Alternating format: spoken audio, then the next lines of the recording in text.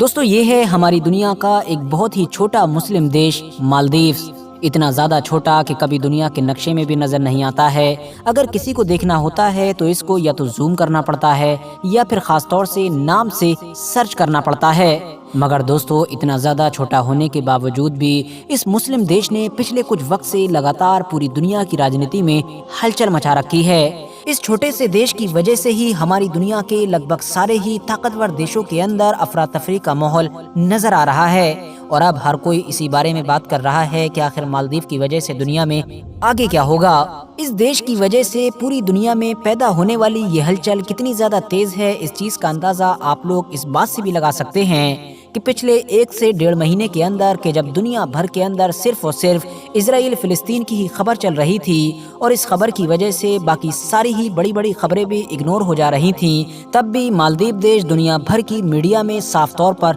نظر آ رہا تھا۔ مگر اب سوال یہی ہے کہ آخر مالدیو سے جڑا یہ پورا معاملہ کیا ہے؟ تو چلیے آج کی اس ویڈیو میں یہ تو جانیں گے ہی، ساتھ ہی ساتھ یہ بھی جانیں گے کہ آخر اتنا زیادہ چھوٹا ہونے کے باوجود بھی مالدیو کو دنیا بھر میں اتنی زیادہ اہمیت کیوں دی جاتی ہے، مالدیو کا پورا اتہاس کیا ہے، اور یہاں پر اسلام دھرم کب اور کیسے آیا تھا۔ تو دوستو سب سے پہلے تو میں آپ لوگوں کو یہ بتاتا چلوں کہ انڈیا، پاکستان، بنگلہ دیش یا اس طرح کے دوسرے دیشوں کی طرح مالدیوز کوئی زمین کا ایک سا ٹکڑا نہیں ہے، بلکہ یہ تو بیچ گہرے سمندر کے اندر جو الگ الگ چھوٹے چھوٹے ٹاپو ہیں جو لگ بھگ 1200 کے قریب بنتے ہیں، ان سے مل کر ایک دیش بنتا ہے، اور ان 1200 میں سے بھی صرف اور صرف 200 ہی ایسے ٹاپو ہیں کہ جو انسانوں کے رہنے لائق بتائے جاتے ہیں۔ لگ بھگ 300 کلومیٹر کے قریب کا ایریا رکھنے والے اس دیش کی 5 لاکھ سے زیادہ کی آبادی ہے، جس میں سے 98 مطلب کہ 98% لوگ صرف اور صرف اسلام کو فالو کرتے ہیں۔ اسی لیے آپ کہہ سکتے ہیں کہ یہ ایک مسلم دیش ہے،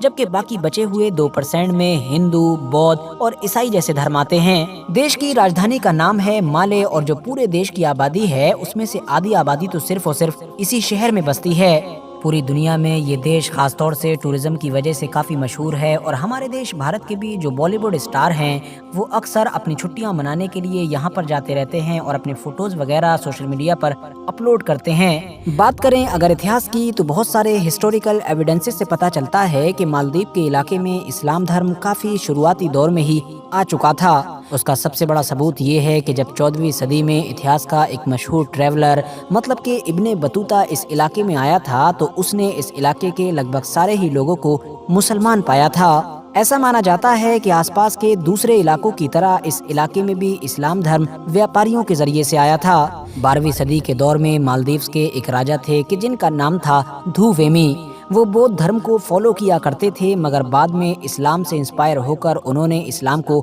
اپنا لیا تھا اور اپنا نام بدل کر بھی العادل رکھ لیا تھا۔ ان کے اسلام اپنانے کے بعد مالدیوز کا اتہاس بدلتا چلا گیا، اور باقی لوگوں نے بھی بڑی تیزی کے ساتھ اسلام اپنانا شروع کر دیا تھا۔ دوستو 15ویں 16ویں صدی آتے آتے یورپ کی ساری طاقتوں نے اپنے علاقوں سے باہر نکل کر دنیا کے دوسرے علاقوں میں جا کر قبضہ کر کے ان کو اپنی کالونیز بنانا شروع کر دیا تھا۔ مالدیوز کے علاقے میں جو یورپین لوگ سب سے پہلے پہنچے وہ تھے پرتگالی۔ پرتگالیوں نے یہاں پر قبضہ کیا اور 1568 سے لے کر 1583 تک راج بھی کیا، مگر پھر وہاں کے جو لوکل لوگ تھے وہ ان کو ہرا کر واپس بھیجنے میں کامیاب ہو گئے۔ مگر پھر اگلی ہی صدی یعنی کہ 17ویں صدی میں ہی یہاں پر ایک بار پھر سے ڈچ لوگوں کا راج ہو گیا، لیکن ڈچ لوگ بھی زیادہ لمبے وقت تک راج نہ کر سکے، اور پھر شری لنکا کے ساتھ ساتھ مالدیو کے بھی پورے علاقے میں اس دور کی سپر پاور مطلب کہ برٹش امپائر کا قبضہ ہو گیا۔ برٹین نے مالدیوز پر بھی راج کیا، مگر جب آس پاس کے دوسرے سارے علاقے اور سارے دیش آزاد ہونا شروع ہوئے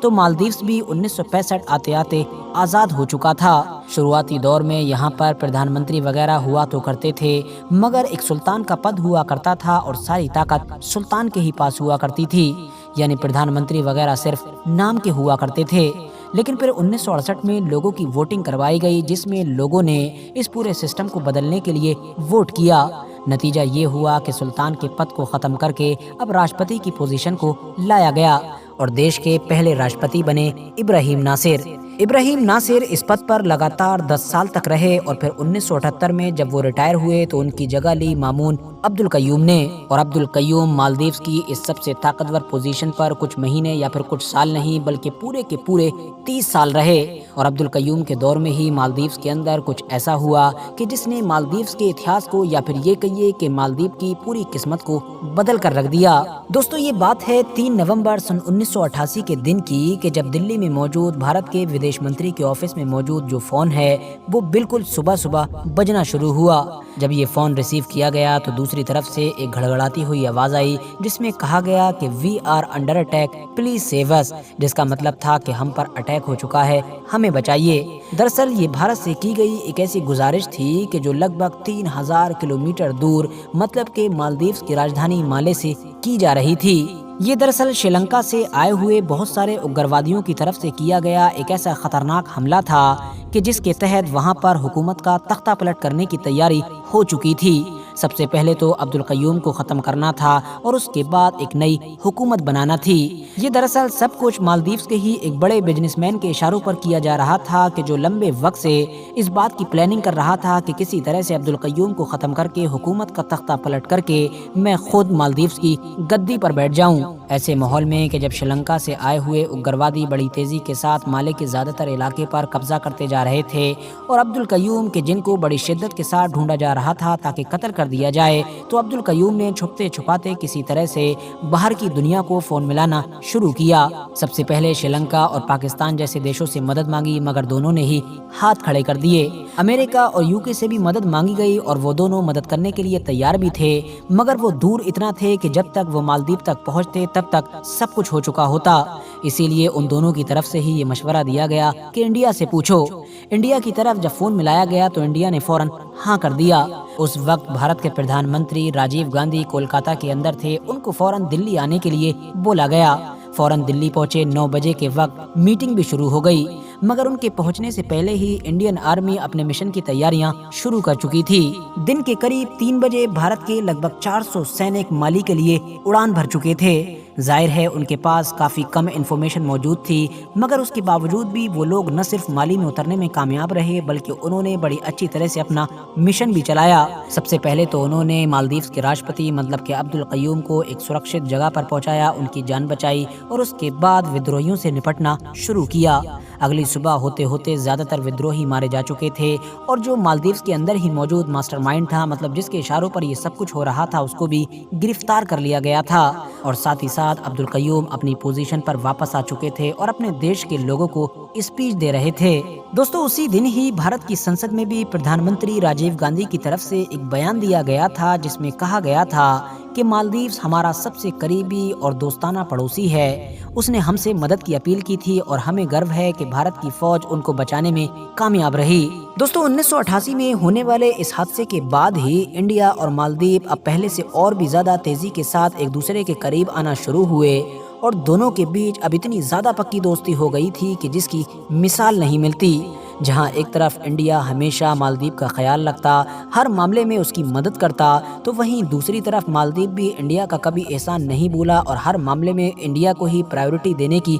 کوشش کرتا اور یہ سب کچھ بالکل اسی طرح سے سن 2008 تک یوں ہی چلتا رہا۔ مگر جب سن 2008 میں عبد القیوم کی مالدیپ کی راجنیتی سے وداعی ہوئی تو مانو سب کچھ بدل گیا۔ دراصل ہوا یہ کہ سن 2008 کے بعد سے مالدیپ کے اندر بالکل آزاد طریقے سے یعنی صحیح طریقے سے الیکشن وغیرہ ہونا شروع ہوئے جس کی وجہ سے اب الگ الگ وقتوں میں مالدیوز کی باغ ڈور الگ الگ لوگوں کے ہاتھوں میں جانے لگی۔ اب جب الگ الگ لوگوں نے مالدیوز کو سنبھالنا شروع کیا تو اس کی وجہ سے مالدیوز کے صرف اندرونی حالات ہی نہیں بدلے بلکہ باہر کی جو راجنیتک پالیسیز تھیں وہ بھی بڑی تیزی کے ساتھ بدلنا شروع ہو گئیں۔ دوستو سب سے پہلے تو سن 2008 میں نشید کی حکومت آئی، تب بھی سب کچھ ٹھیک ٹھاک چلا مگر پھر سن 2012 اور 13 کا دور آتے آتے نشید کی رخصتی ہوئی اور عبداللہ یامین نام کے ایک انسان نے مالدیپ کی باغ ڈور سنبھالی۔ یہ مالدیپ کا ایک ایسا نیتا تھا کہ جس نے آتے ہی مالدیپ کے پرانے دوست انڈیا سے جہاں ایک طرف اپنا ہاتھ پیچھے کھینچنا شروع کیا تو وہیں چائنا کی باتیں سننا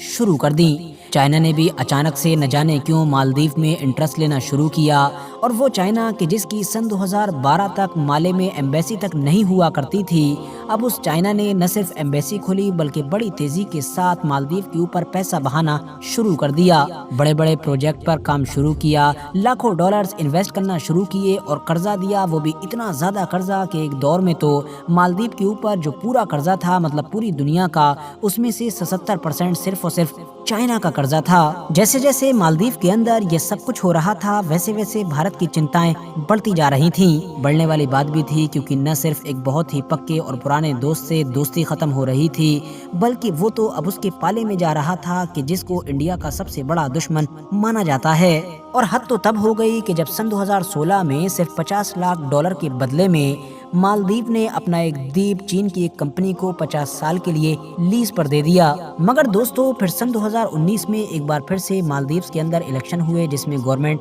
पूरी तरह से बदल गई। नशीद की वापसी हुई, यानी नशीद की जीत हुई, और उन्हीं के जरिए से फिर इब्राहिम सोलेह यहाँ के राष्ट्रपति बने। इब्राहिम सोलेह ने जब शपथ ली तो उनकी शपथ में भारत के प्रधानमंत्री नरेंद्र मोदी खुद भी शामिल हुए। भारत की मालदीव के अंदर वापसी हो चुकी थी। भारत ने भी अब चाइना की इन्फ्लुएंस को खत्म करने के लिए बड़ी तेजी के साथ यहाँ पर इन्वेस्टमेंट करना शुरू कर दिया। इवन मालदीव की चाइना का कर्ज चुकाने में भी काफी मदद की। बड़े बड़े प्रोजेक्ट पर काम शुरू किया, जिसमें से एक बहुत बड़ा प्रोजेक्ट ब्रिज से जुड़ा हुआ भी था। इंडिया ने मालदीव की डिफेंस में भी मदद की और मालदीव को हेलीकॉप्टर या इस तरह की कुछ दूसरी चीजें गिफ्ट में दी। मगर दोस्तों फिर अचानक से सन 2019 में मालदीव के अंदर से ही सोशल मीडिया के जरिए से कुछ लोगों की तरफ से भारत के खिलाफ आवाजें उठना शुरू हो गईं। अचानक से इंडिया आउट या फिर इंडियन आर्मी आउट जैसे ट्रेंड सोशल मीडिया पर दिखाई देने लगे, और इन सारे ट्रेंड्स को जाहिर है चाइना की वजह से मालदीव के विपक्ष का पूरा सपोर्ट हासिल था। सोशल मीडिया से शुरू होने वाले ये ट्रेंड्स धीरे धीरे अब इतना ज्यादा आगे बढ़ गए कि अब नेताओं की रैलियों में भी सुनाई देने लगे।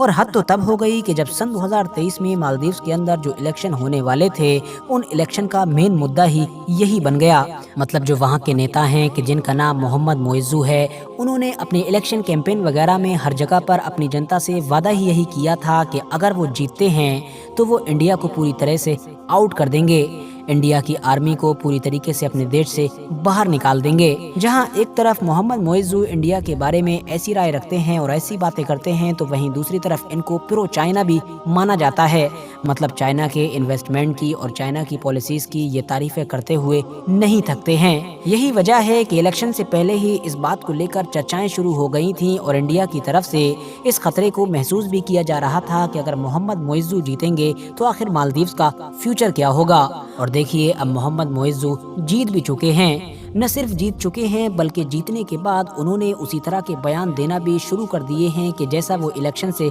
पहले दिया करते थे। उन्होंने कहा कि मैंने अपने लोगों से वादा किया है तो वादा जरूर निभाऊंगा और इंडिया को बाहर कर दूंगा। दोस्तों ये सारी चीजें इंडिया के लिए तो परेशान करने वाली हैं ही, मगर साथ ही साथ ये वेस्टर्न वर्ल्ड मतलब कि अमेरिका और यूरोप के लिए भी खतरनाक है। उसकी वजह यह है कि मालदीव से इंडिया के बाहर होने का मतलब सिर्फ बाहर होना ही नहीं है, बल्कि साफ तौर पर मतलब है चाइना का अंदर होना। चाइना मालदीव के ऊपर बड़ी मजबूत पकड़ बनाएगा और हो सकता है कि मालदीव का हाल भी चाइना के कर्ज की वजह से वैसा हो कि जैसा कि पाकिस्तान या फिर श्रीलंका जैसे देशों का पहले ही हो चुका है। वेस्टर्न वर्ल्ड के लिए ये तो परेशान करने वाली बात है ही कि अब चाइना एक ऐसे देश पर काबिज हो जाएगा कि जहां से बहुत सारे ट्रेड रूट गुजरते हैं। मगर उससे भी ज्यादा परेशानी की बात यह है कि इसको अमेरिका की एक डिप्लोमेटिक हार के तौर पर भी देखा जा सकता है। वो इसलिए क्योंकि अमेरिका चाइना को काउंटर करने के लिए एक लंबे वक्त से साउथ ईस्ट एशिया के एरिया में सारे देशों को लुभाने की